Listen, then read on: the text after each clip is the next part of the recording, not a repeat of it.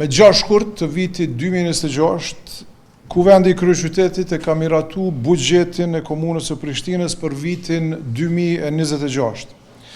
Po atë ditë, buxheti është dërgu brenda afateve ligjore në Ministrinë e Administrimit Publik Lokal dhe në Ministrinë e Financave.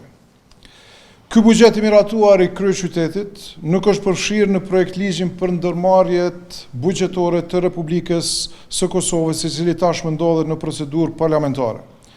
Pra, nuk e ka ndërgu për ndarjet buxhetore, kërkoj falje, të Republikës së Kosovës, i cili tashmë ndodhet në procedurë parlamentare.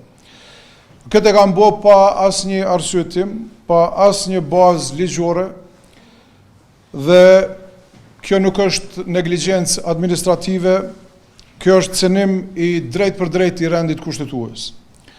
Buxheti i komunës së Prishtinës është i vetmi dokument financiar që jep kryeqytetit fuqinë për të ushtruar kompetencat e tij kushtetuese.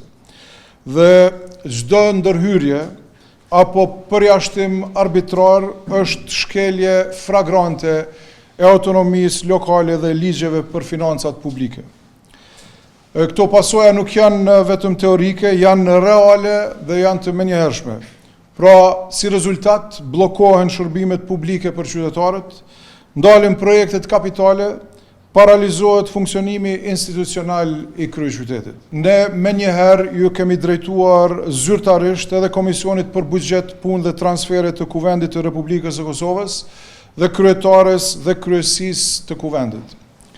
Kemi kërku përfshirjen e menjëhershme dhe të plot të buxhetit të miratuar në komunën e Prishtinës para votimit final të ligjit për buxhetin 2026.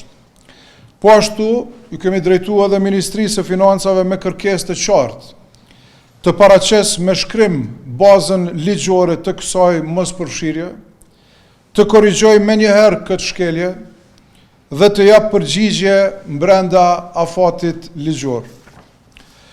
Dhe nëse ligji për buxhetin 2026 miratohet duke injoruar buxhetin e miratuar të kryeqytetit, atëherë ky ligj do të dërgohet në gjykatën kushtetuese, si dhe do të kërkohet përgjegjësi nga secili autoritet i nivelit qendror